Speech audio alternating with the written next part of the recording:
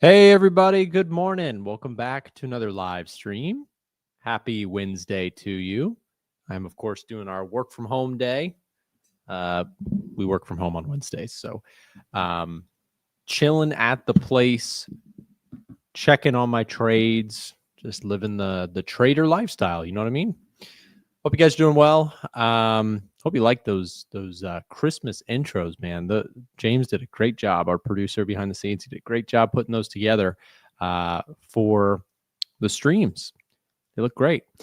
Anyways, with that said, look at the dollar today, guys. This poses an interesting happenstance.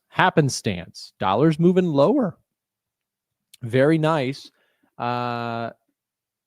In regards to a tailwind for at the dollar's downside, there's upside for gold, there's upside for silver. Bitcoin clearly is responding positively. Stocks are positive. Nice little softening on the US dollar creates some tailwinds for other places. We're seeing that at work today. You have clear downward breakouts taking place currently. We take a look at the US dollar. And from a technical basis, we've talked about this for a while. We've been rejecting, or at least respecting for now, your 100 on the US dollar currency index. You've respected resistance. This was the prove it moment.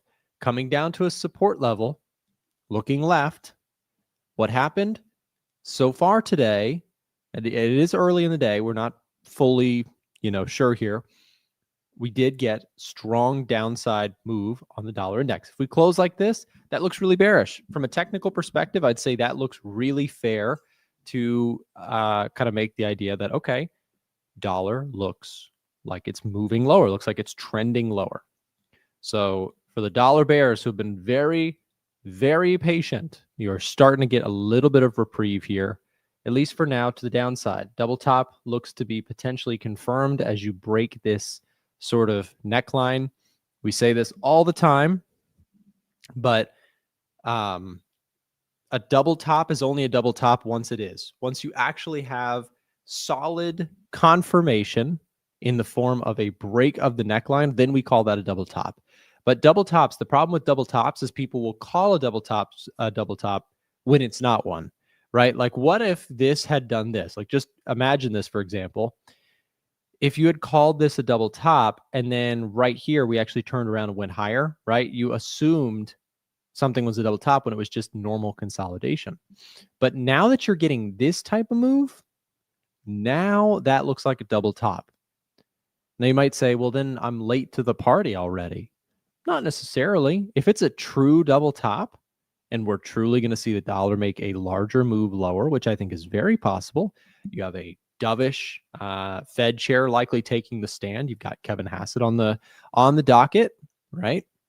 You've got some room here to continue lower. So if that is the dynamic, if we're going to get rate cuts, if we're going to see a dovish chair, if you're going to see a dynamic of weakening economic data, that's the crux here of it. I would say that I think the dollar has short-term downside. Now, I'm actually hesitant to say that I am long-term dollar bearish. I want to show this for my currency traders. Can I just ask if you are a currency trader primarily?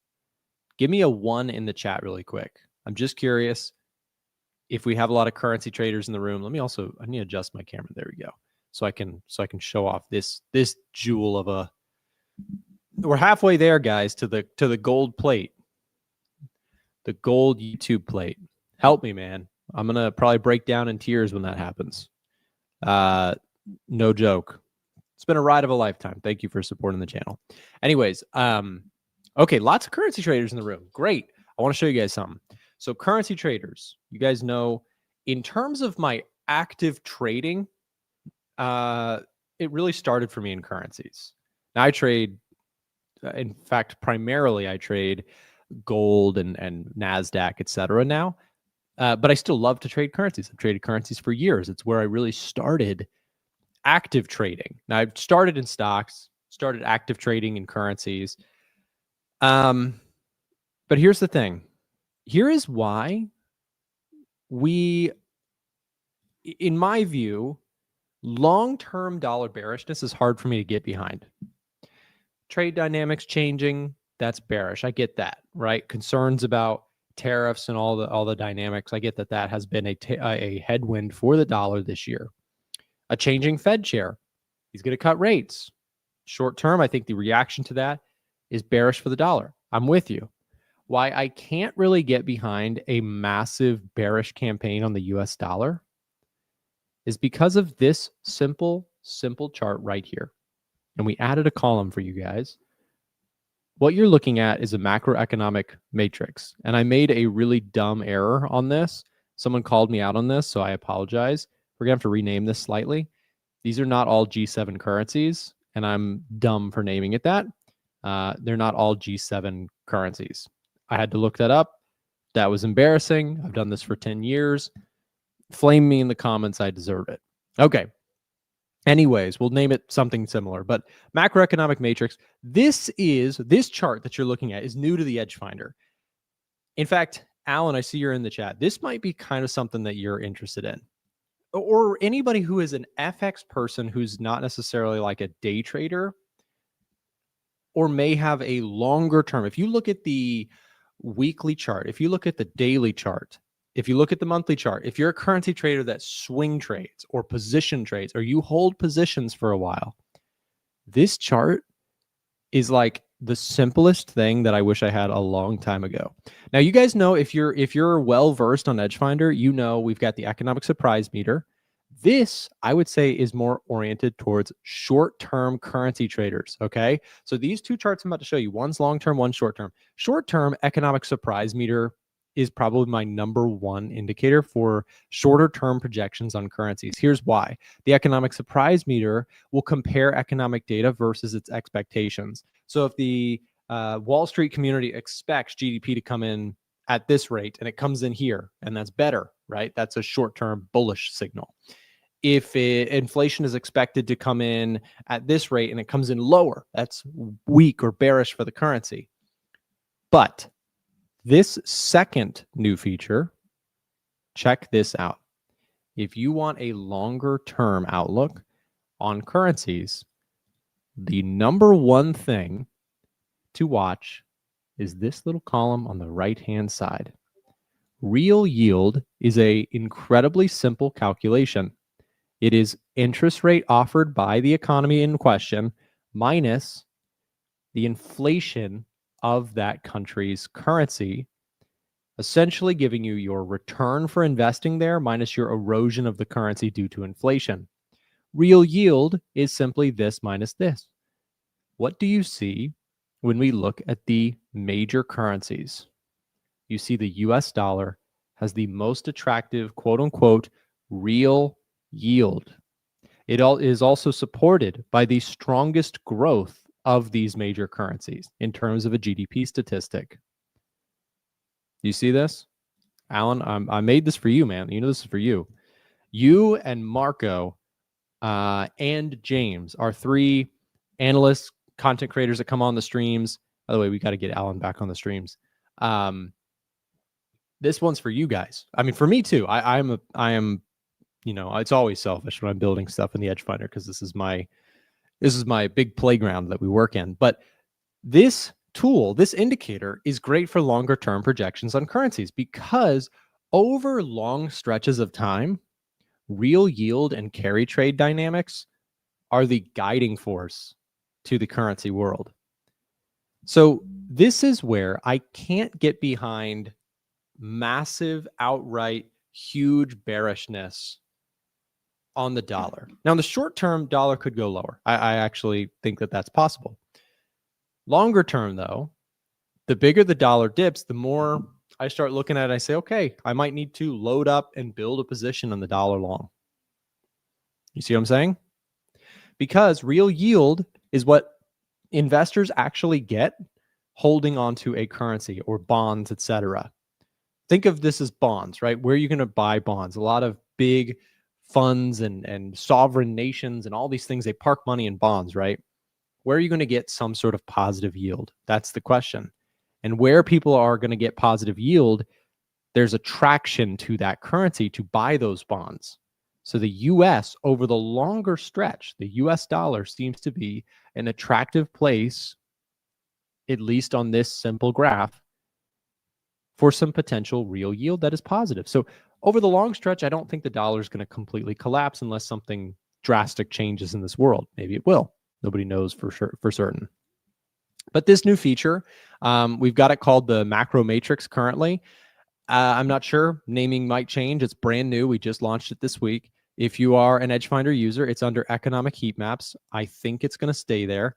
I need to do some organization on all of our features. We have so many tools at this point that organization is getting harder and harder. That being said, there you go. Real quick, also, I just want to make sure that people are aware. We are doing our Cyber Monday week. Or Cyber Monday. We extended it through the end of this week because we had people who were like, "Hey, I need a few days." We're like, "Okay." So here you go, 45% off. Okay, so if you are interested in getting 45% off the Edgefinder, this is your last call. I just want to make sure this is very aware to you. If you are interested in getting into our tools, getting access to this stuff, it's a one-time payment. You don't have to pay monthly. It's not a subscription. It's a one-time payment. You get access to this tool and all of our other tools, our institutional tracking tools, our crowd sentiment indicators, and much, much more. I just want to make sure that you know this is your last chance to pick up a copy of the Edgefinder at the lowest price of the year. You can also join us in the signals room. You can join us in the chat rooms, etc. But don't miss it if you've been thinking about it. Okay, so that being said, softer dollar in the short run, what does that do to markets? Well, gold looks good. Gold looks like it's holding this supportive area for now. We look pretty solid here at support. At the same time, take a look at on the daily chart. I think we're eyeing up a retest of these prior all-time highs. Silver is well beyond its all-time high. I think gold is likely to make a kind of move up into that area. We'll see. But I've got my stop loss trailed. I trailed my stop on gold specifically below yesterday's kind of intraday spike down. I liked the reaction there. We had bulls step in, push this thing back up. From a technical perspective, this is kind of my line in the sand where I'll take profits on the move if we cannot hold that area. If we start breaking lower, if we start rejecting this area again, I'm just going to take profits on gold. And if we can kind of explode off this area, continue up and head back to those highs, the question for me then would be, can we get up above, right? If we can get up above, back to blue sky territories, I think that's kind of your melt up area. And same thing with silver. Silver looks incredible here right now. Right? Silver looks so strong. This is a great question. Nick, on top setups page, how do you score economic data? Actual versus surprise or actual versus previous? Good question. With the top setups, which is a little bit more geared towards active trading, we score economic data versus expectations. So GDP versus forecast, PMIs versus forecast, CPI versus forecast, and how that impacts each of the symbols available. Did we get some data here? Yep, ADP National Employment Report, private sector employment shed 32,000 jobs. Annual pay was up 4.4%. So we had ADP this morning come in pretty rough. That is part of the reason, of course, why the dollar is lower here today, right? Down 32,000 jobs compared to the forecasted 5K jobs added. Still some weakness in the labor market. I think this continues to bolster probabilities for rate cuts, and that is why you have dollar index lower and why you have yields matching suit, right? So yields softening up here today as we are now expecting rate cuts even more so. We're probably, at least yesterday when I checked, in the upcoming Fed meetings, of course, December, I think we have one January, and then I think we have one March. I think the sequence expected by the market is a cut, and then a hold. But if economic data comes in soft enough, this third one could go into a cut as well. So we'll see. But right now, rate cuts seem to be on the menu.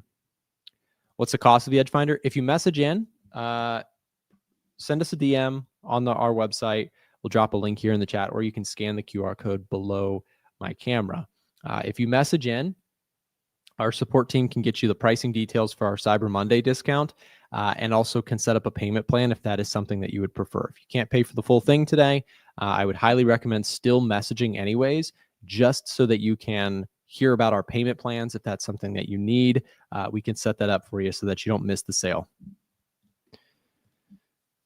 Next, I just did ADP numbers. Came in soft. We knew that much, right? Just based on the reaction of the dollar, you knew it was, not a great print. Dollar index continues to look like it's trying to break through support here. I mentioned this earlier, but watch the reaction, right? Watch the reaction underneath this area. If you close below this, kind of prior wick, especially, that looks really soft for the dollar.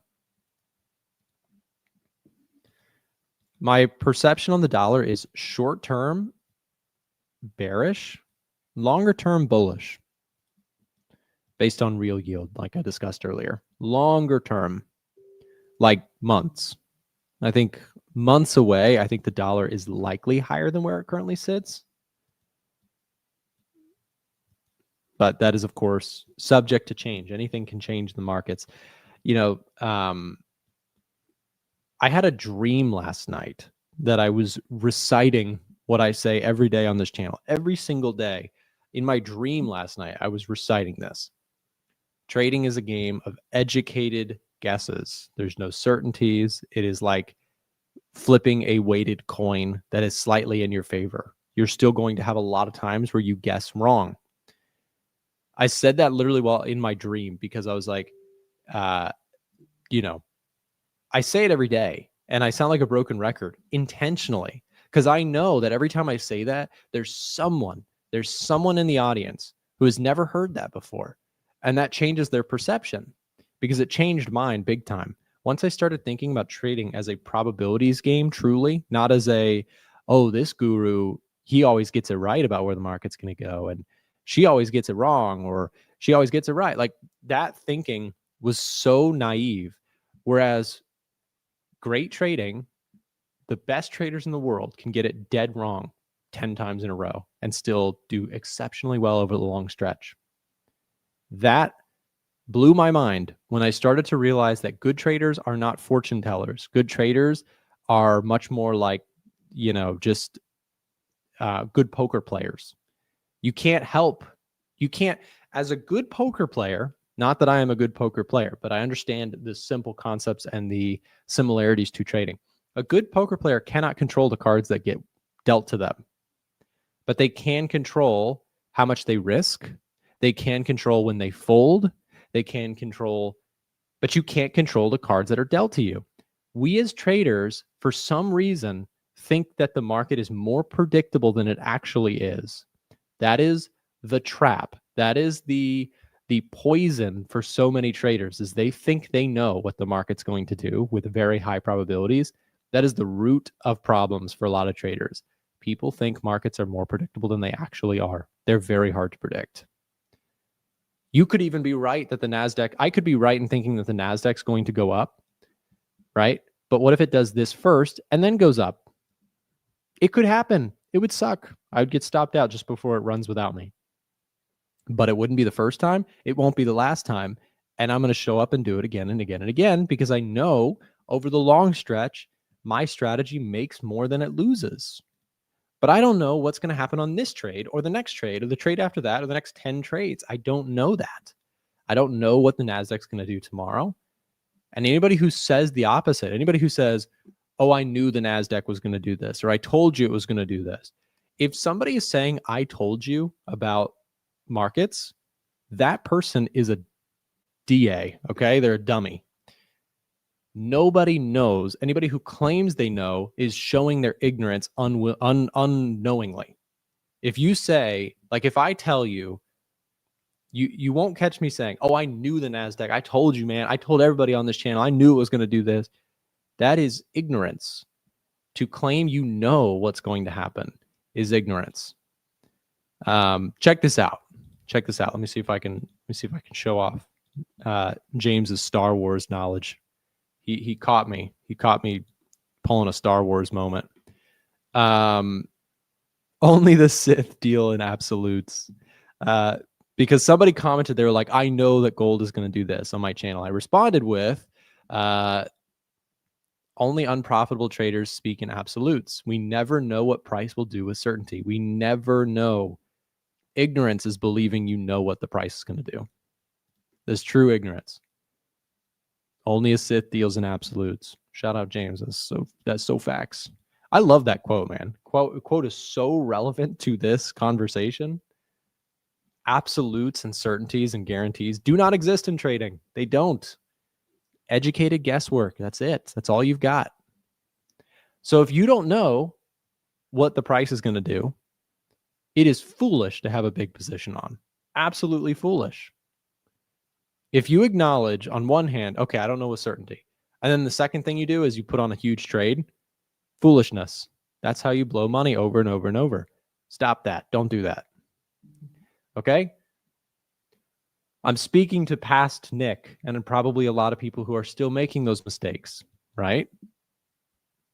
If you acknowledge, okay, I'm going to approach this with humility, then your position size should not be big. Big position size equal arrogance and believing you know what's going to happen with certainty. Leverage is the ultimate epitome of believing you know with certainty. With high leverage and big risk, you're like, I know what the price is going to do. And that's when the market will humble you.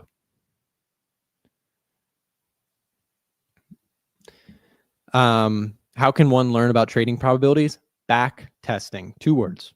No, it's just 1 word, but back testing. That's how you learn. You back test strategies. If you want to back test fundamentals, people ask me that all the time. How do I back test fundamentals? Study instances in which the Fed was hiking rates. What typically happens 6 months, 12 months after. I've got something on this. I've been doing some, I don't know if this is it public yet? Hold on. I don't think it is. I'll show you guys a behind the scenes tool that we're working on. You ready? I got one for you. Don't show anybody, okay? This is secret stuff. Back testing portal. What is this, Nick? What are you showing us? It's still in development. So again, I'm not showing you a finished product. We're doing some data studies to build out things like, for example, if the SPY has a 5-day negative streak, what is the 1 day, 1 week, 1 month, 6 month historical performance following that? This is like back testing kind of automated.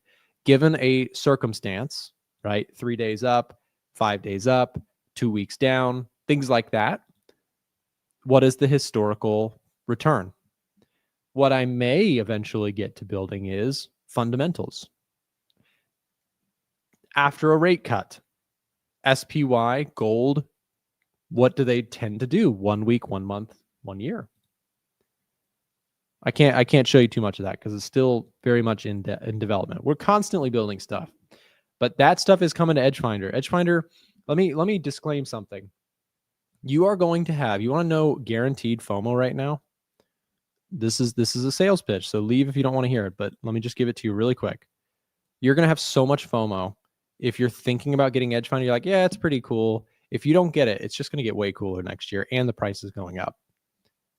That's not a sales pitch. That's a promise. The Edgefinder is going to get better in coming months and years. We have so many cool tools that are going to be dropped. Existing users get them for free. People who do not will have to pay the higher price next year. Okay? So if you're interested, we'll drop the link here one more time. This is your last call. We're extending our Cyber Monday deal. Do not get the ultimate FOMO. If you're a fan of the channel and like our tools, this is your chance to avoid guaranteed FOMO. 45% off. Scan the QR code below my screen or send us a direct message with this link. Join there and you can get access. Okay, so let's see. What else do we have? ISM Services PMI coming out today. That's actually really interesting. We have that in an hour and 20. S&P 500, NASDAQ, they're positive here so far. Let's just take a quick look across everything. Pull this open. So we have precious metals up today. We have gold up today. We have oil slightly lower. Dollar index is really pushing lower. Bitcoin's up. Bitcoin seems to have been trying to bottom. We got to take a look at price action there. Dow looks strong. S&P 500 looks strong. NASDAQ looks strong. Very nice. I got the Edge Finder on Black Friday. Loving it so far. Thank you, Nick. Awesome, man. Shout out to you. Thanks for supporting our work and enjoy the tools. And as always, to every Edge Finder user in the room, please drop your comments in a regular basis on my videos. If there's something you want improved, if there's something that you're interested in seeing in the Edge Finder, I read every comment because my goal is to build the best thing under the sun for the average retail trader who wants to incorporate macro fundamentals into their trading with tools that help them do that. So please always share your feedback. We will never stop as long as I'm running things around here, and whoever runs it after me. I don't know how that will work, but I'm not going anywhere. But as long as I'm running things, the Edge Finder is never going to stop improving. I have too much love for the product. I have too much love for the people that use the product, our supporters who watch my videos. We will not rest. Edge Finder will get better and better every single year. All right, NASDAQ keeps pushing, which is excellent. What was I just about to say? I was just about to do something. PMIs. Let me see. Where was I at with that? Let's see. Did ADP numbers upload? Not yet. Yes, it did. ADP is in there. So ADP softened up our dollar reading just a little bit, went from like 60 to 55. So a little softer reading on the dollar here, 55%. So I'm going to stay kind of in the neutral territory of dollar index. We'll see where it goes. Nick, do you need devs? We are good currently. If we ever need developers, we will definitely open it up to applications. But we currently have we got things on lock for now. Edge Finder is really good. Your money is 100% worth it. Thank you very much. Appreciate you. Oh yeah, Bitcoin. Thank you. Yes, we're gonna look at Bitcoin. Bitcoin's price action was interesting to me today because you've got something happening here, guys. For the crypto crowd, you guys might be able to have a good Christmas after all. Maybe. Sellers came in, sellers came in, sellers came in, sellers came in. Question is, are we going to break that downtrend? Bitcoin has been in a rough sell-off here recently, a steep decline in recent months, or recent weeks, I should say. I mean, it's hard to believe this, but this all happened October 6th to the lows. It was only 45 days, 46 days, down 36%. It just goes to show you highly volatile instruments can move up very sharply and move down very sharply. So this is an instrument that, if you're going to trade Bitcoin, you have to be aware that this is a very highly volatile thing. This thing is dope. Thank you, man. We got all the Edge Finder lovers in the, I'll pay you guys all $20 afterwards. Just kidding. But I do appreciate the positive support testimonials. I appreciate you. So Bitcoin here, I'm interested in watching this really close. I think that there is a possible setup if you were to get another breakaway move, just kind of break us out of this downward structure. This is an ugly looking potential. And here's the thing, right? Bottoms in the market, like when the market is actually bottoming out, usually it's pretty ugly. It doesn't look good until it looks good. So when the market is in the process of bottoming, if we are bottoming here on Bitcoin, it doesn't look pretty until you get something like this. If you get a breakout of this downward structure here and then a higher low, that's when I think like truly, okay, we may actually have a bottoming taking place. I would be willing to potentially, depending on what Edge Finder reading is at that time, potentially look at a Bitcoin long setup if we get a breakout to the upside here. You could still have kind of a Christmas run up in crypto. It is not impossible by any means. It depends on a few factors, but I think the Fed's going to cut rates. I think that's a tailwind to crypto. Let me see. What are we getting on? Is Bitcoin getting anything? Come on, Bitcoin. So Let's see.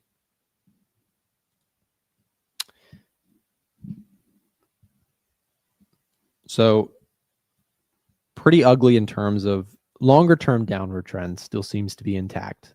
You've lost a lot of key moving averages. Crowd is bullish is interesting to me. Can I look at that really quick? Market sentiment put call ratio. Here's SPX. SPX actually saw something interesting. There's a bit of a high call demand here, yesterday's trading action. Let's see what Bitcoin's got for us. Anything, Bitcoin? Interesting. This is definitely not correct. Something is wrong in EdgeFinder. I'm going to fix that. In fact, I'm going to write that down right now. We should not be getting... This is my work journal, guys. I mean, we stay on the grind for EdgeFinder users out there. Okay, so I'm just going to write this down. Bitcoin put call ratio. Something's not quite right there. We're going to fix that. Because look, so here's an explanation of what we're talking about. If the EdgeFinder detects that the put call ratio is very high, that should get a contrarian bullish reading, right? So if it's above this threshold, EdgeFinder gives its positive scoring. If it's below this threshold, it gives it negative scoring because the crowd sentiment is bullish. Right now, something's not right here. When I go back to my sentiment bias for Bitcoin, see how this reading here is saying sentiment is bearish because crowd is bullish? That's not right. So I'm showing you this because, again, I think it's, bugs are going to happen. We're going to always be fixing and improving the tool. Sometimes things break, but we're going to fix that because it's rare that I'll catch something like that on stream. But when it happens, I'd rather you guys understand fully the product and how it's working rather than just, not understand.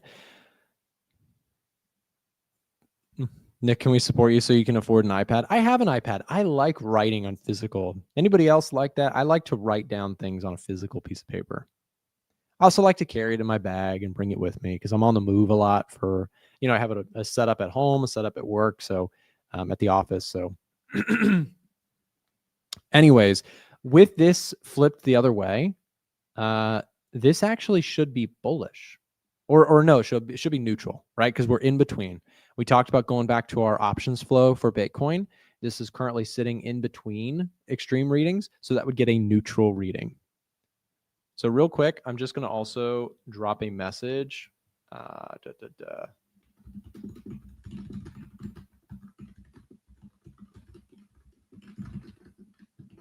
Getting a, what is it saying? It's getting a bullish crowd sentiment, but put call is high.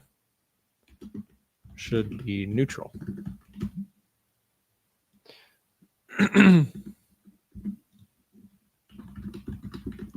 Okay. Just sending that over to the developer just so we can get that looked at.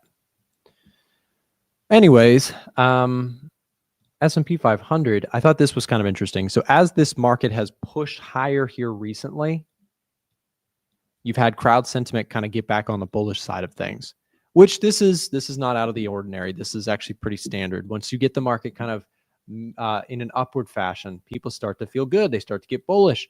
So I'm not buying anything on the indices side of things. I'm still just holding on to the NAS trade. I've got a stop loss trailed in case we do reverse lower. Reversing lower is fine. Pullbacks are fine. If we break this level here, this level is critical to me on the NASDAQ. So for my NAS traders out there, here's what I'm watching. This line in the sand, the same line in the sand when we were moving higher, and we called that kind of the bears line in the sand, is now the bulls in my view. So let me show you.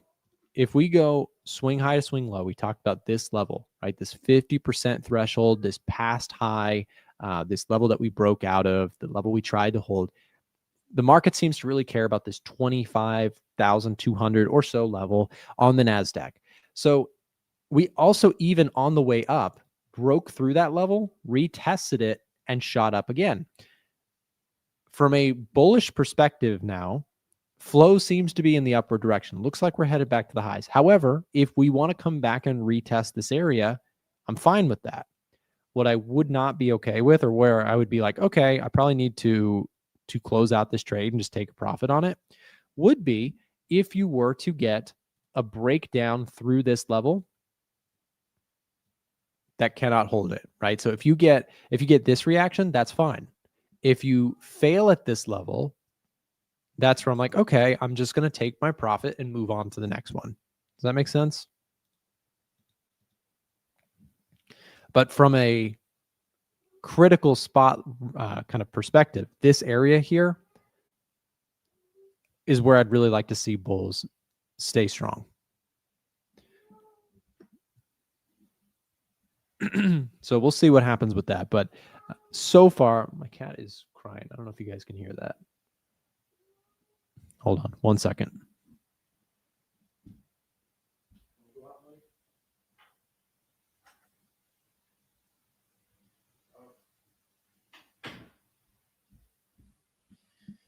All right. Sorry about that. So anyways, yeah, that's the spot. The spot for me is this past level. No, also noticeably, this is where on that NVIDIA earnings day, you had the big pop up and then price sold into it heavy. Once we took back that area, that same level becomes pretty critical support for the bulls. Why do you own cats? Man, you would only know if you had one. See, I was never a cat person. Once I owned a cat, the hype is worth it. Cats are awesome. I have 2 cats actually, and they're super sweet. Dogs are cool too. I like dogs as well, but cats they're just chill, and they're very, they're very sweet. I know a lot of people have like bad reactions with cats because they've met a mean cat, but when you actually own a cat that is a sweet cat, man, they're awesome. They just chill with you. They sit on your lap. They follow you around. They play. They purr all over you. I mean, they're cool. But I was never a cat person until I had a cat, and I was like, oh yeah, they're awesome. Anyways, VIX is lower here today. You've got VIX down at 16.29. Dollar weakness is still firming up on gold. Looks pretty good here. Let's check the AI newsfeed on gold. I'm just curious what it has to say for us.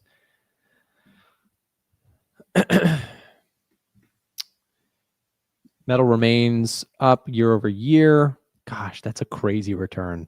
59% gains on gold this year is crazy. Market analysts expect gold to trade in a sideways rain-bound manner throughout December, with key support levels at 3,900 and 4,000, resistance at 4,200 and 4,400, as the market appears overbought after its significant rally. And that is the thing, right? Overbought. We talked about this yesterday in yesterday's video for gold. Like, look at the monthly chart. It looks crazy. I still think, however, momentum is hard to time in terms of when it's going to reverse. It's like having your own Pokemon. That's actually so accurate. That is what a cat is like. It's like having a Pokemon.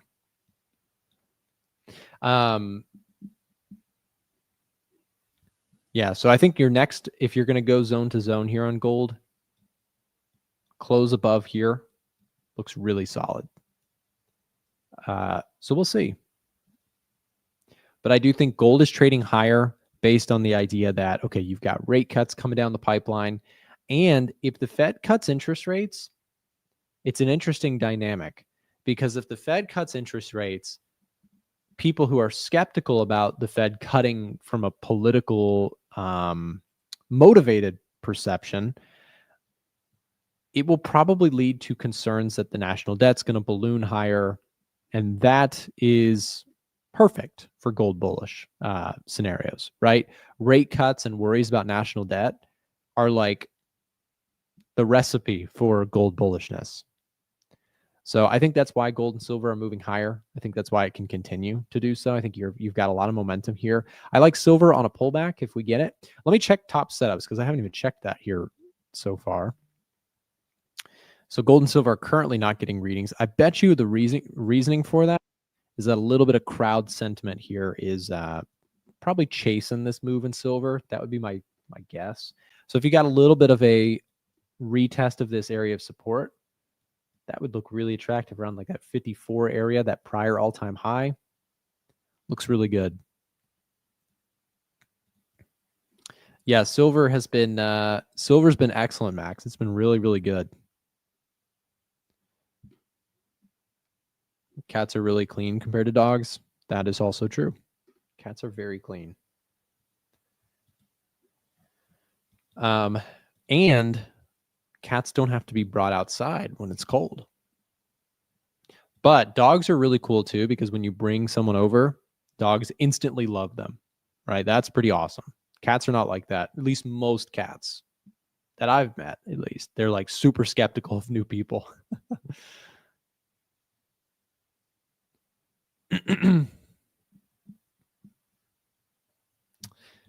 Let's see. What else do we have here?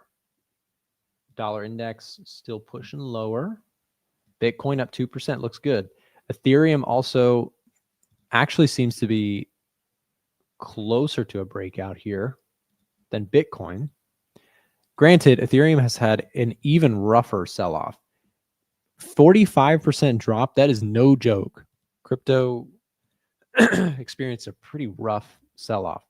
Bitcoin down 36 from the highs at one point. Solana, another big one. A lot of people, big fan of Solana. That one was down 52%, man. That's crazy. XRP, 50% decline. So anyways, I think part of the reason crypto's up is because bond yields moving lower after a soft ADP number. I do also want to mention that in about an hour, we have ISM services PMI numbers dropping. This will be pretty critical to get an outlook for the economy. Forecast is for 52. We want a number to be above that for strong dollar, strong stocks.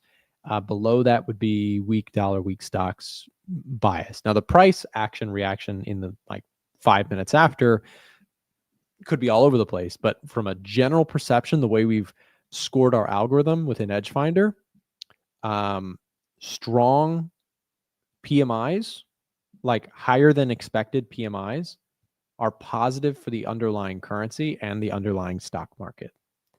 So if we get a strong reading on services PMIs and manufacturing PMIs, then that would be strong for stocks, strong for dollar. What's your plan for the NASDAQ trade? So I have a stop loss trailed. If I just was discussing this a few minutes ago, I'd recommend, if you want to hear my full thoughts on the NASDAQ trade, to rewind the stream a little bit. I was just talking about it. Basically, this action line here is my line in the sand. Fine to stay in the trade. I still think, we have upside here. But if we cannot hold this area of support, I will take profits and move on to the next. So I've got a stop loss trailed. I'm in a good setup with the NASDAQ, and I think it has upside, but I've got my risk managed in case I'm wrong. What kind of cat? I have 2 all black cats. I'll show you one of them, although she's just chilling. I'll show you. This is Luna, and she is the sweetest little thing. Incredibly shy, but very, very sweet. She can't see you guys. That's why she's not scared. I know that may come as a surprise to you guys, but yeah. Anyways, got to throw the stream over. We're about to end my session. We got Marco coming on to take over the stream. Don't go anywhere, of course. The stream continues. But last call, just a real quick. Remember, Cyber Monday deal. We extended it out this week.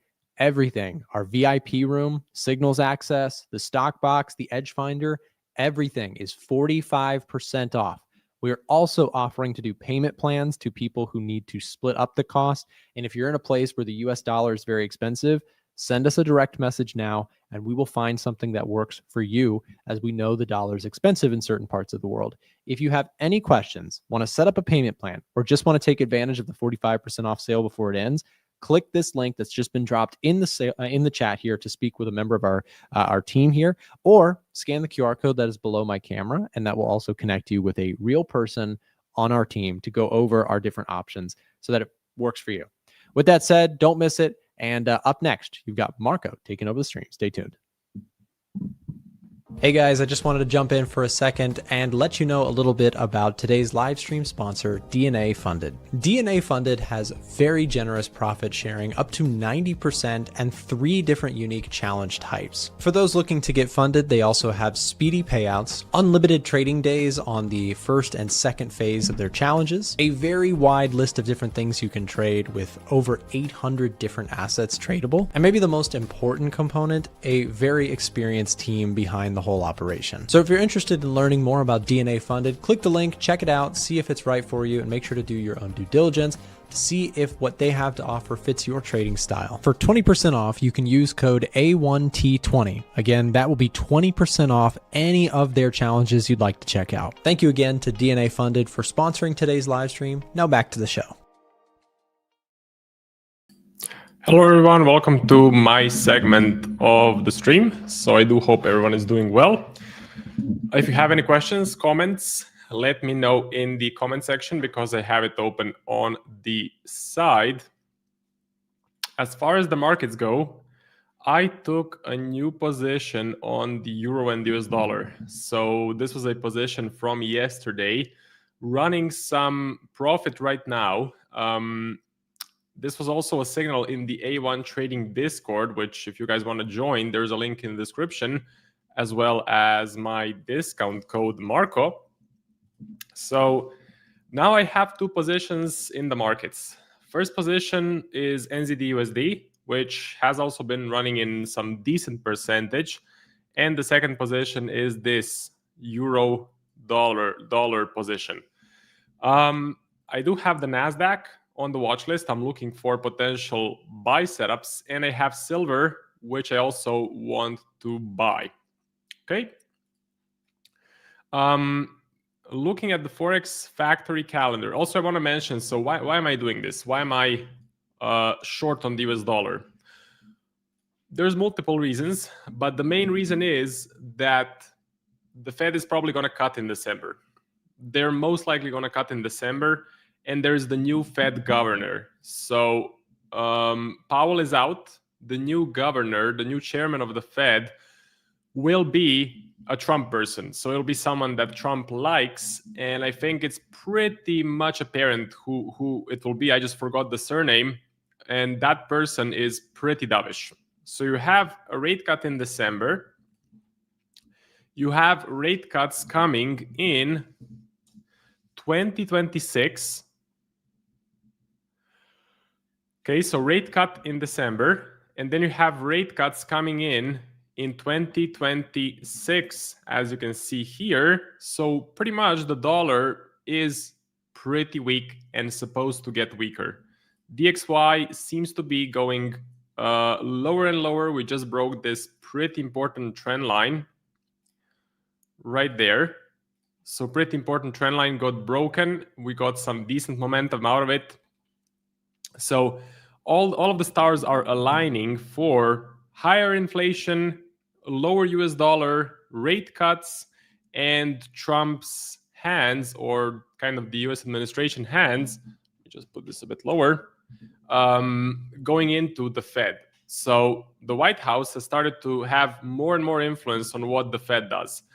Is that good for the markets? Well, it's good for the markets for us traders and investors because stocks will most likely go up in this environment. So stocks will go up, but for the markets as a whole, it's a very bad thing.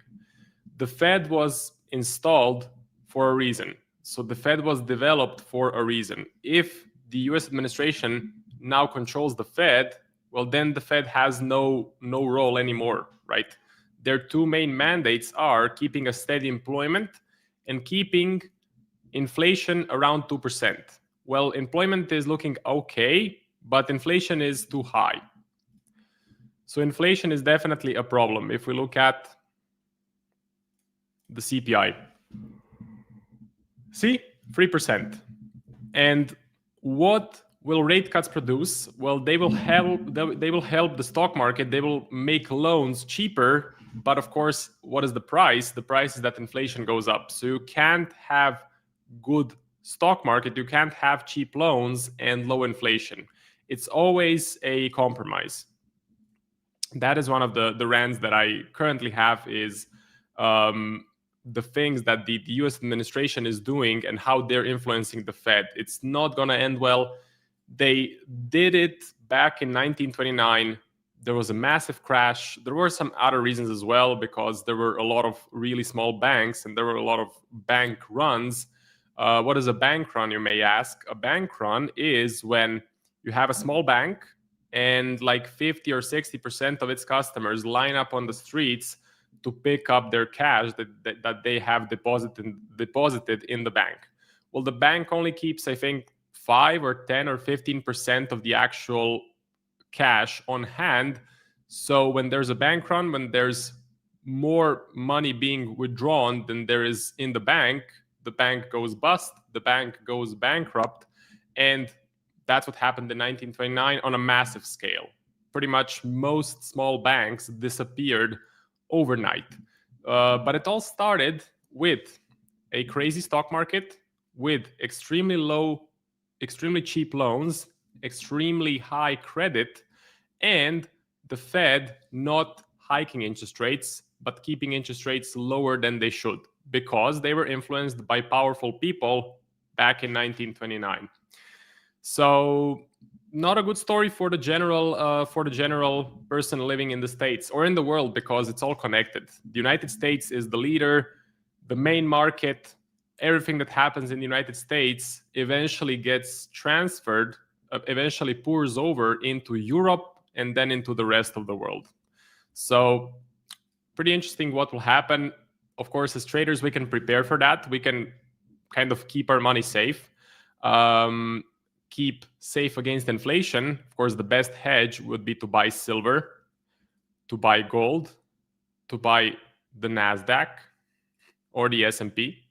That is pretty good. Crypto is also better than holding your money in cash. Definitely a good hedge against inflation is also crypto, although right now, with the current market conditions, I don't believe crypto is a good buy. I think a possible crypto winter is upon us. We have broken some key levels. We are now in the bearish part of the halving cycle. So that is all pretty problematic. And that's not a good story for crypto. So I'm being careful. I'm being careful on crypto. So let me see the comments. Hey Sluggy, Robohola, what's up? Today GBP pulled back. Okay, interesting. Hey Max, welcome.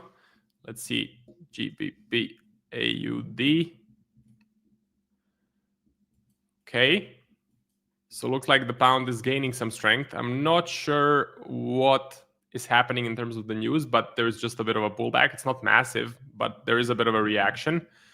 Could be a nice area to get in. I have decided against it. So I think on Monday, I put Pound Aussie on my watch list, or yesterday, I put the Pound Aussie on the watch list for a potential sell setup. So if you go to the top setups page, we type in GBP AUD. It's a very bearish score. So a -16.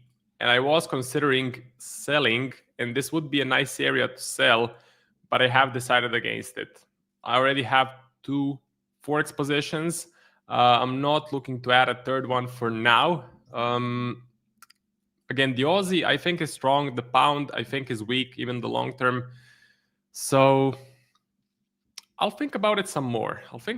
This is definitely a nice area to get in. What What bothers me the most is that I already took a loss, right? So I already took a loss on this position. So getting back in again and being stopped out, then it would be a minus 2R, possibly minus 2%, depending on my risk, which is not something I really want to take on the pound Aussie right now. I think the best play right now is NZD USD. I think the healthiest currency pair right now is NZD USD because the USD is heavily flipping from being bullish to being bearish. Again, massive rate cuts are coming. And for the New Zealand dollar, you have the central bank going from rate cuts to possible rate hikes. So NZD interest rate, 5-year, you can see how it's going lower and lower and lower. And now they have announced a possible pivot and possible higher interest rates.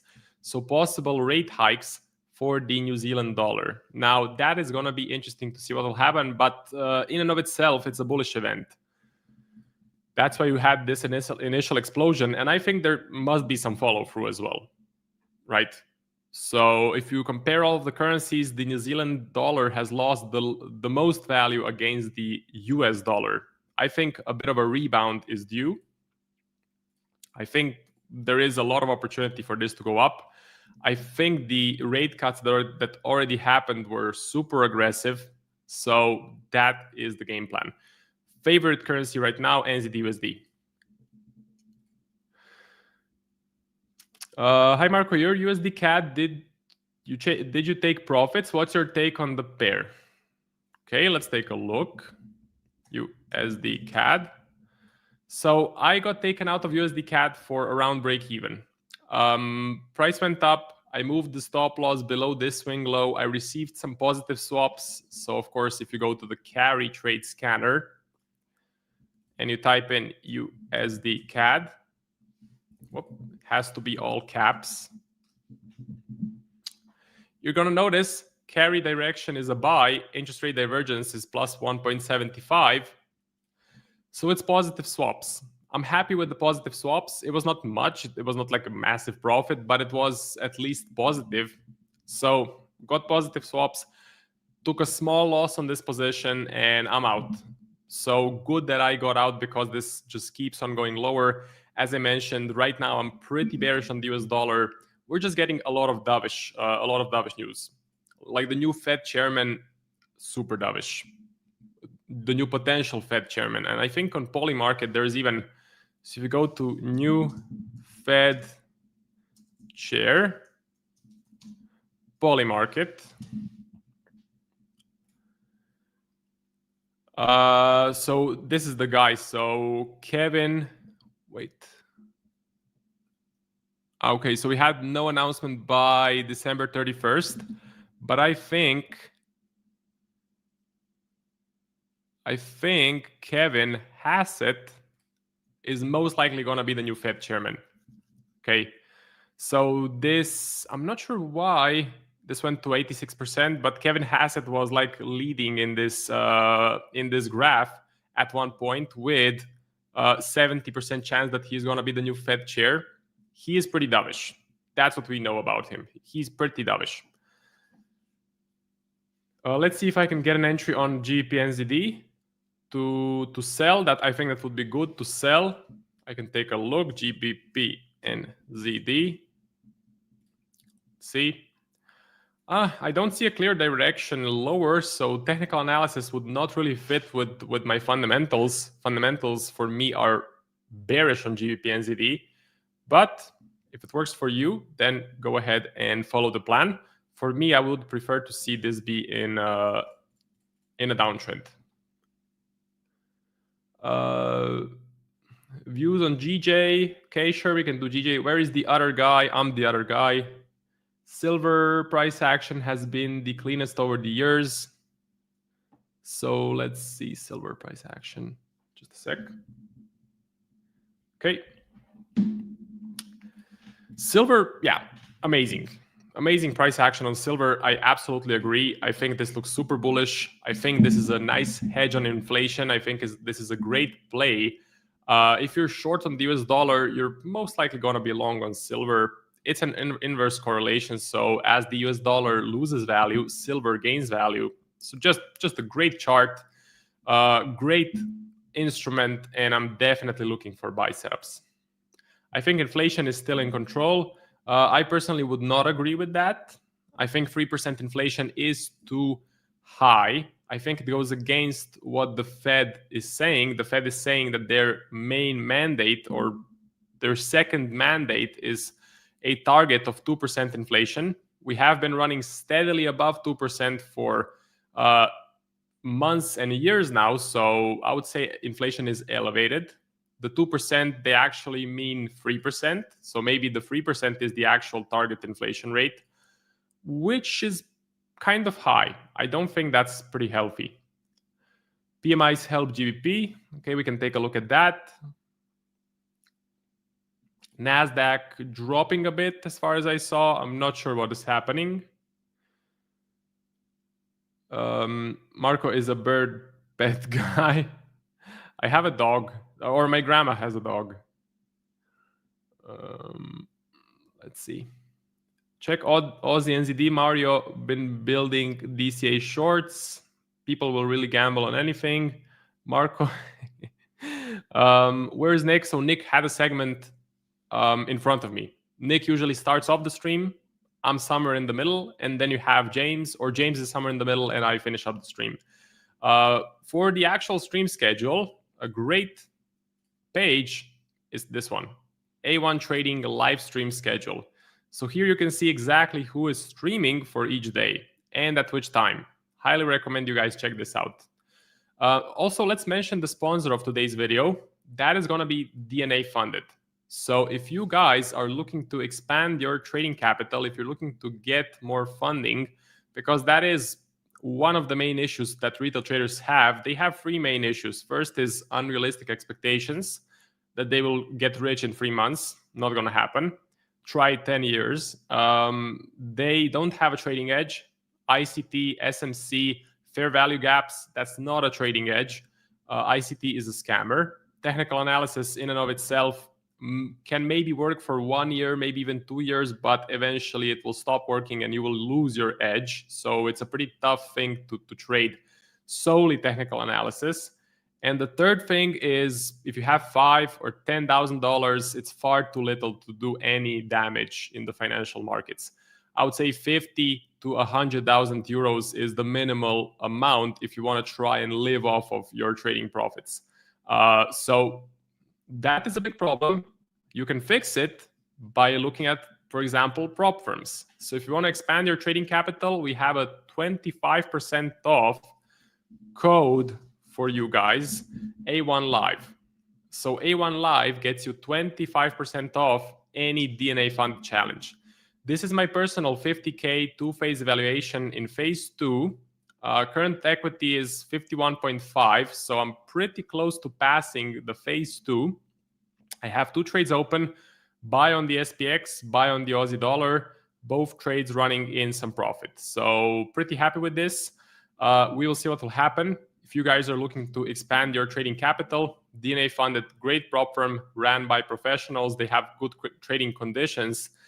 And the best thing, they use Trade Locker. Trade Locker, amazing execution software. So check it out, 25% off.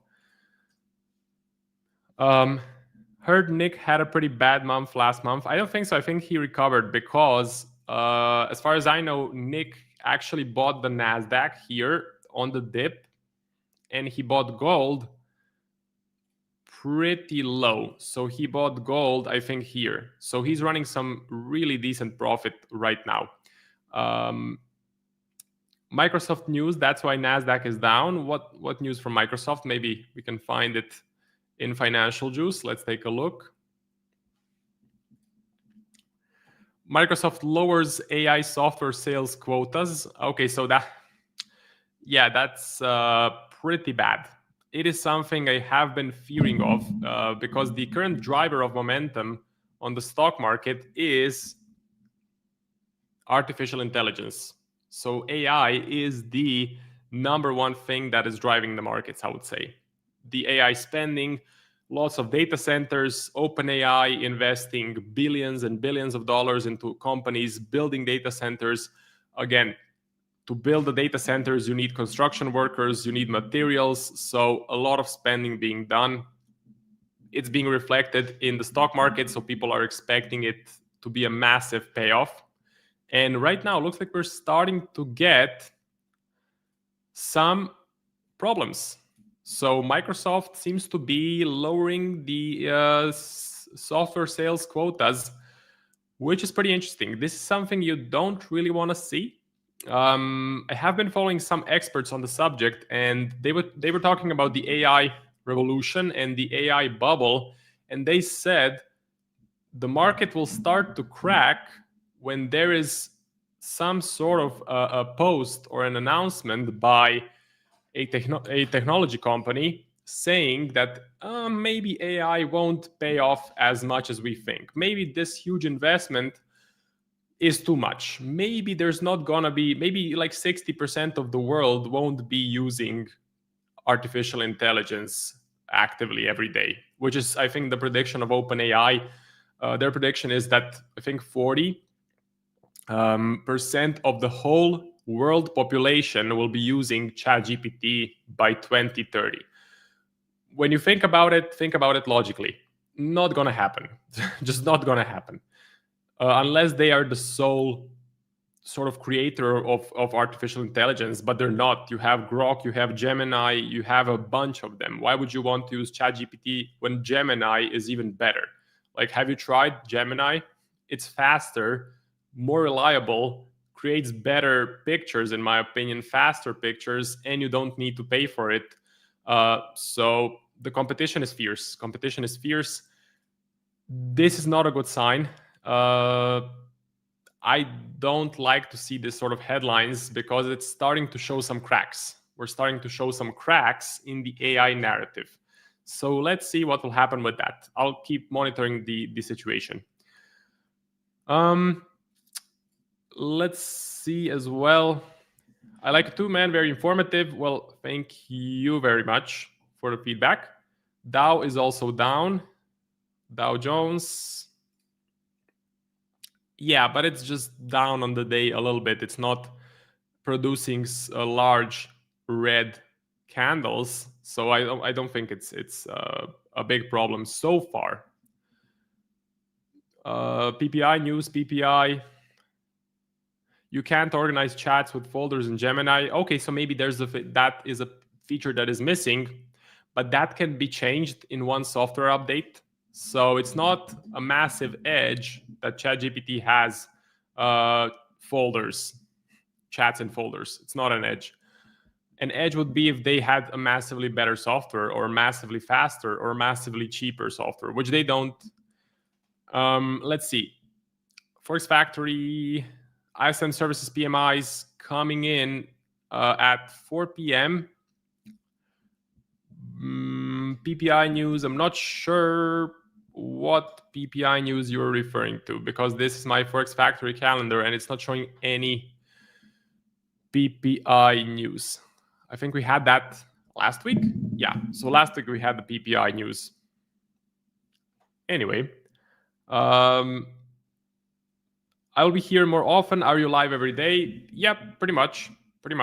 You can check out my schedule in the A1 trading live stream here. Live stream schedule, A1.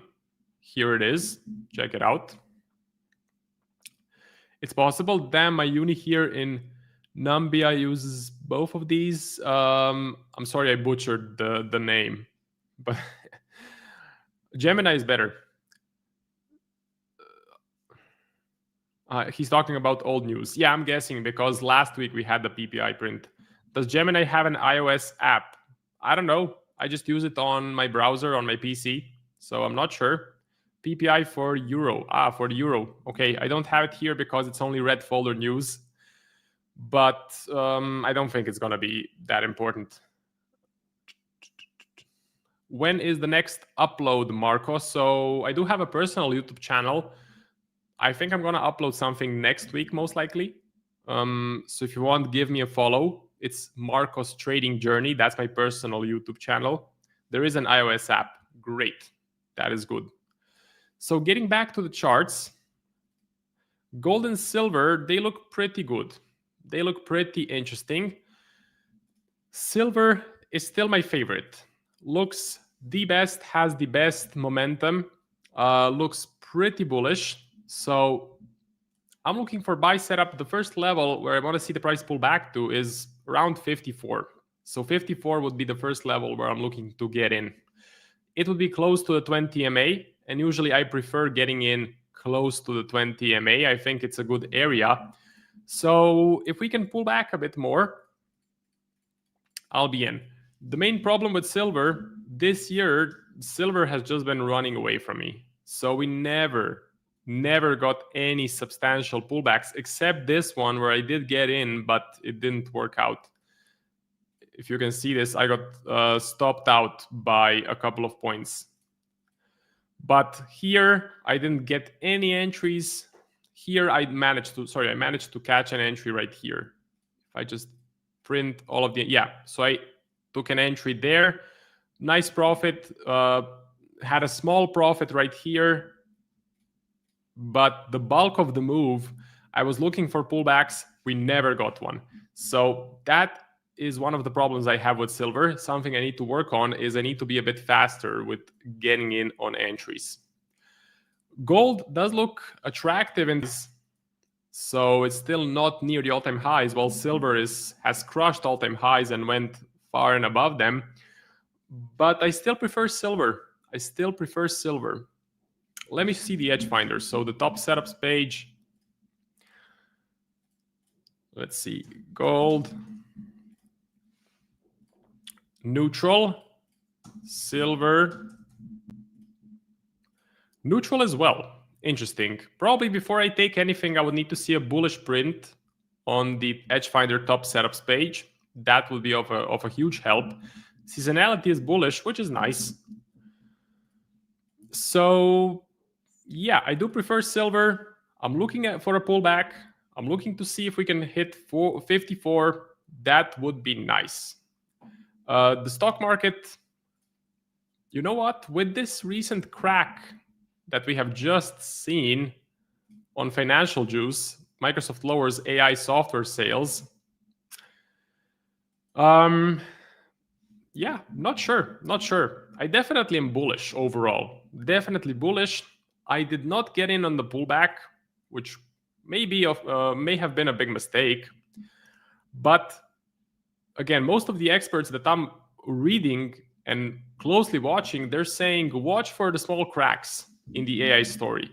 Watch for these headlines. These ones. Once these headlines start to print, it's not gonna be a great day for the stock market. But again, it's bad to be a perma bear. It's bad to be Robert Kiyosaki because you're gonna lose like 95 of your trades, and then every 5 years you actually get in on a crash, but you lose money and you blow your account by the time there's an actual crash. So you don't want to be a perma bear. That is why I'm still thinking about the NASDAQ and still thinking about should I get in? Should I wait for a lower level? I still haven't decided. Again, I do focus mainly on Forex, but if there's a nice uptrend, if there's a huge move up on the NASDAQ, it would be a bit silly to not try to get in this. So let me see if we have a final request for today. Fed decided to turn the printers back on. More money, more market gains, less dollar value. Absolutely. You said your next video would be about your performance versus ChatGPT. I posted a video about it. An update. I posted it last week, I believe. So check out my channel because the update is out. Euro GBP. I don't really like Euro GBP. So that can be the last one for today. Euro GBP.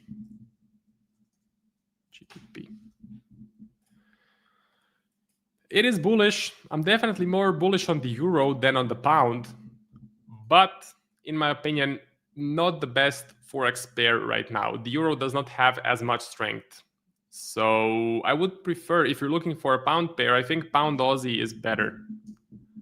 selling pound Aussie, I think is a bit more high probability. If we check the Edge Finder, let me see, Euro GBP. By the way, Edge Finder, 45% off. See, you can get 45% off with my code Marco. So make sure you use it. Bullish reading looks okay. I just don't think it's for me. As I mentioned, if I'm gonna do something with the pound, it's probably gonna be selling pound Aussie. I don't think the euro is super strong right now. So that is about it. Thank you guys very much for watching. Crypto I'm bearish on right now, by the way. I will see you tomorrow, and don't go anywhere because I think James is right after me. See you. Goodbye. If you're someone in the United States looking for a Forex broker, it's been hard to find recently. There's been a lot of changes in the industry, so I wanted to take a moment to tell you guys about Oanda. Oanda is a US regulated brokerage that allows US traders to trade currency pairs like the euro dollar, the pound dollar, the dollar yen, Kiwi yen, all sorts of different currency pairs. So if you're interested in checking out Oanda, we're going to be dropping a link in the chat right now as we speak. They, again, are a huge brokerage in the United States that allows you to trade without the worry of whether or not your account is going to get shut down tomorrow from an offshore, unregulated, sketchy brokerage. They have been around for a long time, and I've used them myself for a number of years. So if you're looking to trade FX and you're in the US, this is the brokerage to check out, in my personal opinion. So take a look at it. We'll drop the link in the chat, like I mentioned, should also be in the description of this live stream. Do your due diligence and see if it's right for you. Now back to the show.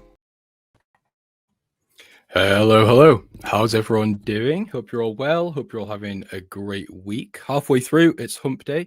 Let me just make sure I've got the mic connected. Yeah, I do. Sweet. So you should be able to hear me. Royal Trades, good to see you, my friend. I'm doing well. Sluggy. Hope you guys are doing okay too. So not really much going on for me anyway. Last time we spoke, I told you I'm sort of winding down for the Christmas period now. So the only real position I've got going is Aussie New Zealand. So we entered a long position. It's just above break even, but it's nothing overly crazy. We've got a relatively nice central bank divergence going on for Aussie New Zealand. The fundamentals for Australia are significantly better than New Zealand as well. So we spoke about Aussie New Zealand quite a lot. We speak about it quite a lot generally anyway. But the issue I've faced with trading Aussie New Zealand is just this historical behavior that we see, which is very range bound, very sideways, obviously on higher timeframes. This is a monthly timeframe. So it doesn't really account for too much on lower timeframes like the H1 and the H4. However, it is something I want to keep in mind is just this mean reversion tendency. So yeah, relatively tight stop and low-ish risk on this position. Just seeing if we can get a continuation higher, because this is a break and retest on the resistance. As you guys know, I love to trade break and retest. Obviously, we've had the break, retest right here, and we entered long. So we'll see how this one goes, but it's the only position I've really got going into the Christmas period. I do have some positions on silver. I actually realized some of the profits on silver. So I entered, I had a buy down here at around 54-ish. Closed it this morning, again, looking to reduce all of my positions and exposure and risk for the Christmas period because I stopped trading pretty soon. I've got about a week and a half left, and then I'm done. So what I'm doing with my portfolio is, again, as I said, after about, I'd say this week, I'm going to be putting my trading pretty much on the side and just enjoying the Christmas holiday. So I've got some positions on silver that are pending. So I've got buy orders, and these are very, very small. So if, let's say, for some reason silver tanks over Christmas, it's fine, no problem whatsoever. All of these positions might be activated with the goal of obviously a long-term horizon. So the idea is, ideally, obviously, to hold the silver long positions throughout 2026, maybe even into 2027, but we'll see. I've got a similar position on the S&P, which actually I don't have marked up on here, but I'm going for a very, very similar thing on the S&P. So basically just having some long-term trades in an active trading portfolio, again, with the long-term trade thesis or the macro thesis there, and the other jobs, obviously, to stabilize volatility in the portfolio. So, for example, if where's silver gone here? Let's just give an easy example. So let's say all of these positions here are triggered, and then we go up, and silver position's running nicely. There's nothing to do. There's no management. It's a case of just letting the trade run. And then I have a losing period on signals. That's not, oh, sorry, not signals, on swing trades or scalps or whatever it may be. It's not that big of a deal because I have long-term positions offsetting the downside. So if needed, I can either close one of these positions or, I've got freedom then. Does that make sense? So I've got the ability to navigate markets in a very, very simple way at that point. So that's what I'm going for into next year. But that's pretty much it. So yeah, Aussie New Zealand, as I said, only active swing position right now. It's an ugly range. It is indeed an ugly range. Yes. Hold on, I've got the chat really small. Just bear with me. Arthur Main, ugly. Hello, guys. LeBron James. I wish. Yeah, it is definitely an ugly range. You took Aussie New Zealand as well. Good job, Max. How's Pound New Zealand looking? I'm not in Pound New Zealand. I'm in Pound Swiss, which actually I got. I put the positions on here. So these are the positions I got on Pound Swiss short. So these aren't short-term positions. Again, it's very similar to the silver trade I just showed you. So my Pound Swiss idea is meant to be a long-term short position. So I've got 3 shorts on at the minute. I've got one down here, and one here. So in drawdown overall, but again, very small positions, no big deal whatsoever. The only downside is I'm paying swaps. So it's a bit of an expensive position to hold. But yeah, I'm just looking to see if we can get some more cracks in the UK for the sterling to continue lower. But as for Pound New Zealand, it seems to be doing okay. As I said with Aussie New Zealand, the New Zealand fundamentals are not seeming too great right now. So although I'm bearish on the pound, I think going long Pound New Zealand could be a nice little offset for that pound short exposure. Not New Zealand CAD. Pound CAD's doing quite nicely. We spoke about pound CAD a little while ago, actually, but we were looking at, oh, sorry, not pound CAD, pound Australia. I'm getting confused here. Here, we were looking at this market gap. So what we were looking at initially was a pullback into the fib, which we had here into the 0.618 and the 0.5. We're looking for this gap to get filled as well, which happened really nicely, but I didn't take the trade, which is a bit unfortunate, but it would have been quite nice. So yeah, it seems like all of the pound assets, or not all of the pound assets, but the majority of the pound assets or pairs are heading to the downside. I think pound yen, pound New Zealand could be sort of the main exclusions from there. But yeah, pound yen could be a nice long position as well at some point. I'm just really waiting to get some monies from the BOJ in terms of what their rate path will look like going forwards. Long on Botox futures. It's probably quite a smart idea, actually.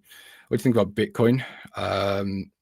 As I always say, when it comes to crypto and stocks as well, I can give you a price action view, but when it comes to the drivers and the deeper mechanics of these markets, I can't really tell you too much.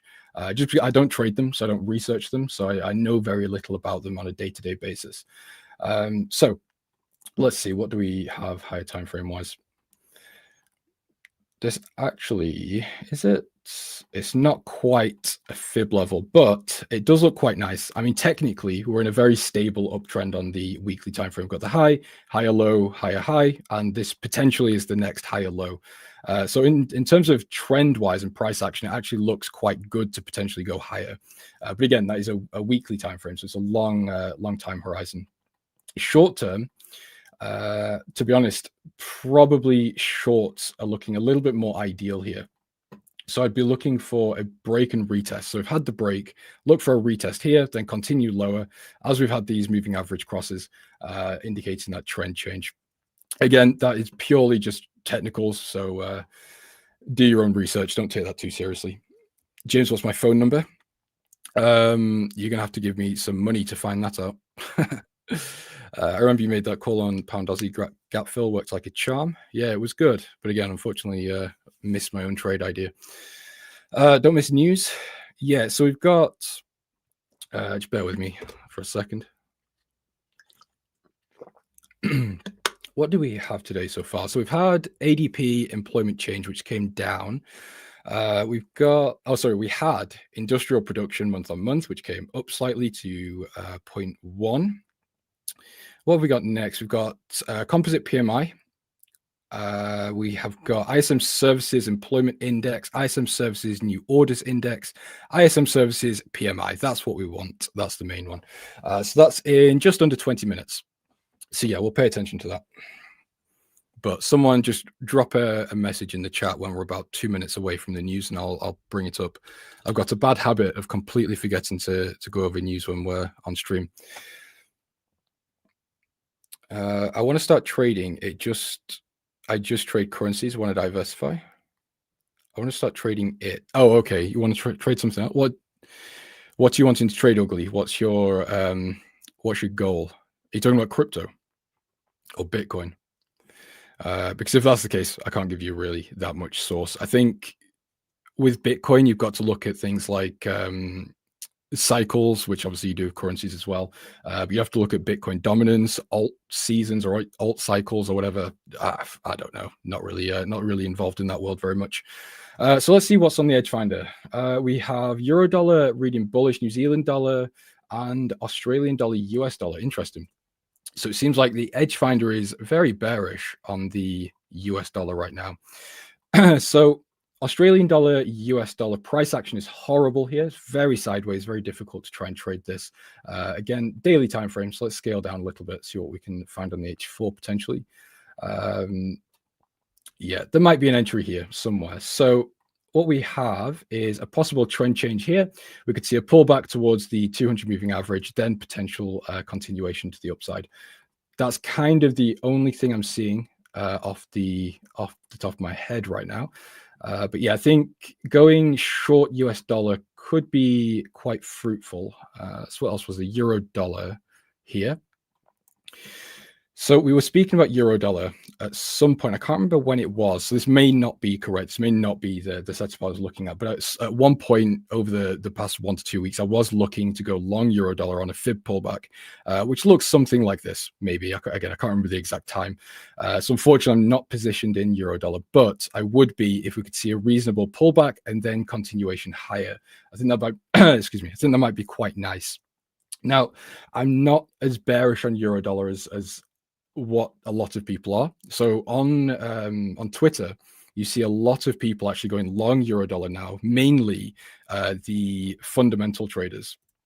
So they seem to be a little bit optimistic in terms of bullishness. So I would expect euro dollar to come up to around 1.2-ish next year. Maybe even the end of this year. I don't know. It depends how, or it depends what catalysts or news events we get. But beyond 1.2, I start becoming a little bit hesitant on being bullish. Now, there's a couple of reasons. General personal rule I follow is I don't bet against the US when it comes to long-term ideas. Short-term, yeah, fine, go long euro dollar, whatever, don't care. But when it comes to longer-term forecasts, I will always avoid, or at least try to avoid betting against the US unless there's a very clear reason. And I don't really have one. I think we're just having a bit of a bad time for the dollar in terms of fundamentals. Obviously, we've got rate cuts as well on the table, but I don't think it's worth betting against over the long term. So 1.2 would be ideal. That would be a great spot. And then I actually might start looking to go short just on a, what do you call it? A not just technical basis, but more on like a behavioral basis of euro dollar. So we've got high here, lower high, lower high. This would be within the fib. Obviously, I wouldn't take this trade blindly. If the fundamentals were way out of whack, super bullish for euro dollar, obviously I'm not going to take it. But if we start seeing some reason to potentially start positioning short, I think 1.2 would be a great level. It's right in the middle of this fib. This is a monthly time frame. So yeah, I think that's a possible idea for next year, but way too early for that right now. But yeah, I'm not looking to really do much on euro dollar just yet, unless we can see some sort of entry come through. The Bitcoin thing, I understand. Yeah, I mean, I've got some friends that trade Bitcoin. They're very, very knowledgeable on it, but it's just, I don't know. I find it very difficult to take time these days to learn new things when it comes to like assets. I spent a long time learning FX and obviously economies and dynamics and things. I know how complicated it can be and how long it can take to fully understand and start making money using that information. I don't have the time to dedicate to a new asset like crypto or even stocks, to be honest. I'm often scared to short US dollar. I feel like they always pull some trick out of their sleeve. Wait, hold on. They pulled some trick out of their sleeve before price devalues. Yeah, I mean, that's another thing. We'll take a look at that in a second because I know exactly what you're talking about. But I know it's devaluing, just finding that good entry area I struggle with. Any help finding entries where your bias is convincing. So with the with the dollar, you've got to account for its behavior.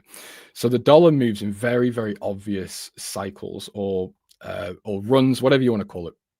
But we have, let me change that. Is that right? Where's that gone? Oh, I've lost my box. Bear with me. There we go. So we have these periods in the dollar where it's a very clear bull run. Then we have consolidation. Obviously, it's not perfect, but you get what I'm saying. Then we have the downside. We have the same thing here. We have the bull run. We have the consolidation right here. And then we have the downside right here. So it depends what you want to do. If you are fundamentally bearish on the dollar and you don't think that it's going to continue this cycle, shorts make complete sense. And to be honest, I think shorts are probably the best idea right now, the way the landscape for the US is looking. However, as I said, I don't like to bet against the dollar. Doesn't mean I'm buying it. It just means I don't really want to sell it.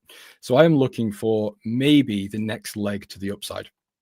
Now, where this will be, I don't know. And again, I'm not trying to time it or predict it. I'm just saying I would love to see that. And if it starts popping up, whether it be the Fed going on pause or just general better data for the US, that would be great as well.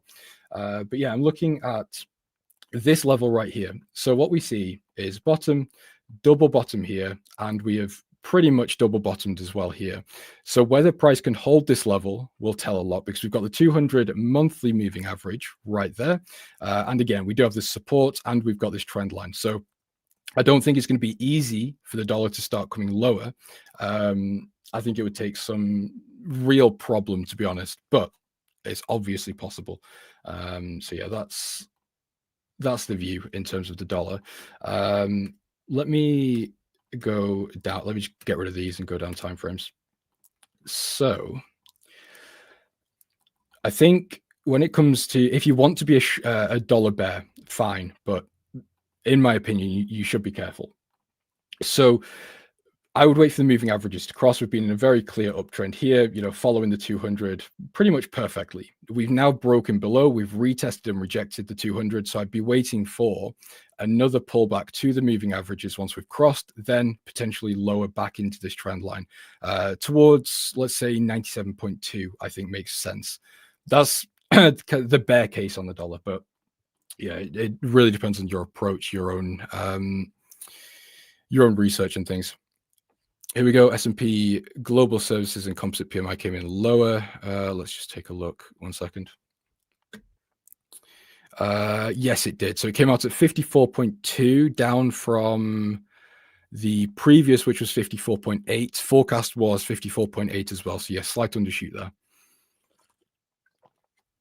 Then we have ISM manufacturing. ISM services PMI coming out in about 10 minutes. So we'll watch that.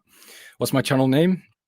I'll be honest, I've got no idea what my channel name is. I actually don't really do much on YouTube these days.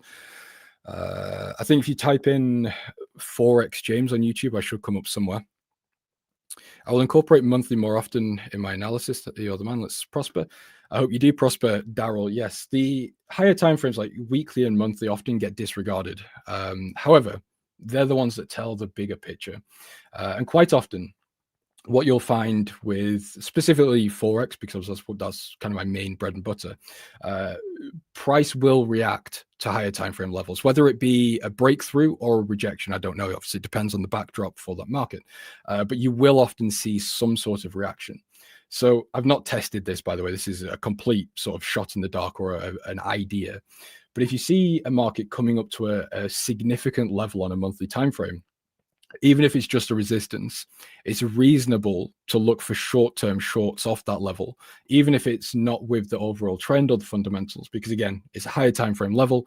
Generally, we will see some sort of reaction, at least some sort of pullback, and then the breakthrough later. Again, I'm not telling you to trade that strategy, by the way. That's just a side note. When I search you up, I see a bald guy. That's not me, I don't think. I hope it's not me. I don't know. The A1 guys might be able to drop my channel name or channel link in the chat at some point. Again, we've got news coming out in about 8 minutes. I've got about 10 minutes left. So what we'll do is we'll kill 5 minutes or so, and then we'll do news, and then I'll call it a day and leave you guys to enjoy the rest of your days as well. I like the dollar. I like the dollar short up to the rate announcement. Then I see dollar pricing. Okay, David. Yes, I see what you're saying. That makes sense as well. Again, I'm not really very bearish on the dollar. I mean, I am bearish in terms of if I had to choose a direction, but I'm not positioning for a bearish dollar right now. I think as far as that would go is I'm going long silver. That's really it. So, what else is there to cover? Back to the edge finder. Let's see what we've got. So we've gone over the dollar, euro pound. I'm a bit annoyed actually. I missed euro pound. There was a really nice setup yesterday, which is back at entry now, to be fair. So there's a chance of getting in again, or actually getting in the first place. But I was wanting to get in. I think it was here. Yeah, bear with me. Here. So I was looking at the fib level here. So this 0.5, 0.618 level, continuation to the upside. We haven't had that. And the reason I'm actually not bothered that I've missed the trade is because there's quite a lot of chatter on the streets. And when I say on the streets, I mean from institutions and bank reports, that we could see the 0.87 level getting tapped into. So that's leading me to think that we could see some nice buying pressure at this point. So if we have a look, is there anything here is the question. Let me change that back to level. There we go. I don't really see any technical levels here, to be honest, through 87. However, a nice round key level. And again, there's chatter on the streets about 0.87 being a reasonable area that institutions might want to get in. So it's on the watch list. That's a level I'm interested in. Doesn't mean I'm going to buy there 100%. But I do think euro pound has still some room left to go to the upside. We've got weak UK data, or weak-ish UK data. We've got the budget that is very unimpactful for the pound in terms of strength or weakness. And overall, I just think the UK is in a big problem. Europe is doing okay. So yeah, I think euro pound could be quite a nice one. I would expect the ECB to cut later than the Bank of England, if they do end up cutting as well. GU 100 pips day. Do you mean it's gone up 100 pips today, or do you mean you caught 100 pips? Let's see. I suppose it's here. Yeah, it's had a really nice move, 136 pips. Really good. Well done to anyone that caught that. James, I took that setup, got break even on your strategy. On euro pound sluggy. Discreet. I'm not sure what you mean by that, Josh. So yeah, euro pound upside makes complete sense. I like that. Euro yen as well, I think is completely fine. I like that idea. What else could we look at? So pound Australian we've already looked at. We've been watching pound Australian for a while. Unfortunately, still not in that one. Pound New Zealand, I don't know if there's anything there to really look at, because I know I was saying I would quite like to go long, although the edge finder is reading bearish. So to counter my point earlier, the daily is bullish, as we can see. We've got very typical sort of trend line here, give or take, depends if you trade trend lines. However, the H4 is looking quite convincing, so I quite like the H4 for potential short. So what we've got is a reasonable, actually I'm just checking news to make sure I'm not missing it. No, I've got 4 minutes. We've got a reasonable level through here. We've got a rejection of the 50 and the 200 moving average. Looks like they're potentially about to cross. And this is a break and a retest. So technically, actually, the setup is quite clean for a short on pound New Zealand here, potentially lower. It's a little aggressive, so it depends on your stance and obviously the way you trade, but I do see the potential there. So pound Aussie, sorry, not pound Aussie, pound New Zealand getting a negative 13. So the bearish strength, or the bearish factors significant. US dollar ZAR, I don't trade dollar ZAR. Pound Swiss is bearish, which is nice because I'm already in pound Swiss, pound CAD as well. Dollar yen's getting a bearish reading, which is interesting. Why is that? Let's see. So dollar yen is bearish, pound yen's bearish, Aussie yen and euro yen are bullish. So that gives us something quite interesting because we could potentially take both sides. So I quite like dollar yen shorts. Now, the reason is because we do have the idea that the Bank of Japan might hike rates pretty soon. And if not very soon, then at the start of or in the start of 2026. So there is that idea that yield gap is going to get reduced and we could see dollar yen shorts and a bit more outflows of those carry trades. Then what we could do on the other side is go long on something like euro yen. So that way we are short yen and we're long yen on two different things. Actually, that's the wrong thing, wasn't it? We'd be long yen and short yen on by proxy of obviously dollar yen and euro yen. So it could offset that risk a little bit, but again, it depends on how you would approach that. For me, that's not really a way I like to trade. I don't like to long and short the same asset. I'd see it as a little bit pointless. But yeah, that is one way to do it. Any thoughts on New Zealand crosses? They look to have retraced well. Let's see. So New Zealand CAD's pulling up. What about New Zealand Swiss? New Zealand dollar? New Zealand dollar I would stay away from. The trend is quite aggressive to the downside. Fundamentals seem bullish according to the Edge Finder. So this market's giving me a buy and a sell bias, so I'm not interested in trading that one. New Zealand yen I'm also not very interested in. New Zealand Swiss shorts could come into play at some point. The market is basically giving shorts on a silver platter.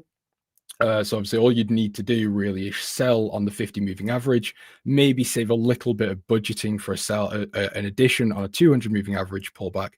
So you could enter, for example, here, then enter again here, round up the risk to maybe 1% or whatever, and then look for shorts to continue. I don't think there's anything overly complex with New Zealand Swiss. It's a very, very trending market. New Zealand CAD looks quite bearish, but I'm not really seeing much fundamentals. Oh, actually, New Zealand CAD's getting a bullish reading. So similar to the other market we just looked at, I'm getting two mixed signals here. So what I've got is a break retest here. We're in a downtrend. It seems like a great place to go short. But again, the Edge Finder is giving us a bullish reading. So it's a little bit of a mixed bag there. So I'm not going to be looking to engage. In GJ shorts looks good from the area that caused yen crash last year. I get what you're saying, but I also would tighten up the wording a little bit. It wasn't that area that caused the crash. It was or a crash. It was it the rate hike or was it an intervention? I can't remember. But it was one of those two. What do I use to stream? This is StreamYard. The A1 guys use StreamYard. Coffee bet is reversing. ISM in 2, good point. So got 40 seconds. So I'll pull it up in a minute. Tempted to buy Bitcoin US dollar. Why? If you can give me a good reason as to why, then you should do it. A good way to trade is if you are alone and you're just a normal average retail trader, you don't have a team, you don't have a company or anything like that that deals in trading. What you should do is have a running commentary of your trading. So before you place a trade, say, I want to go into this trade because of this, this, and this. On the counterpoint, there's this, this, and this that could come into play that work against my position.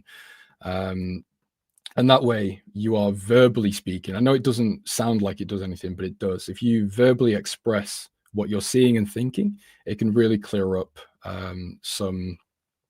some things for you. Anyway, sorry, get back on track. So services came up, actually. Interesting. So the forecast was 52.1. Prior was 52.4. We've now beaten those, and the actual is 52.6. So that shows a little bit of expansion in services, which is good. This is a positive for the dollar. Let's see if we've got any reaction. Little bit of a spike here. Well, not even a spike. What do we call that? A little bit of a bullish reaction, but overall, not too much. So I would expect the dollar to have a little bit of a buyer's bias when I say a little bit, I mean a little bit. It's not changing the idea that the Fed's going to cut rates and that idea getting priced into the markets. So yeah, I am not swaying on dollar bearish idea, dollar bearish bias, but that is a little bit of a support there. Rising into money supply, more people have money, more flow into BTC. It's interesting you say that, Daryl. We were explaining the M2 money supply to our members a few days ago, but yeah, I'm not going to go into that right now because it's a bit of a long topic. But yeah, I agree. I think the M2 money supply also supports the indices markets higher and the equities markets. So things like the S&P could do well off the back of that. It's not a one-to-one indicator. It's not something you should place a trade based off just that, but it is a nice little addition into a theory or a thesis. Anyway, ladies and gentlemen, thank you very much for being here with me today. It's my time to clock off. So enjoy the rest of your days. Have a great rest of the week. I will see you tomorrow. Yeah, stay safe. Don't get margin called. And yeah, see you later.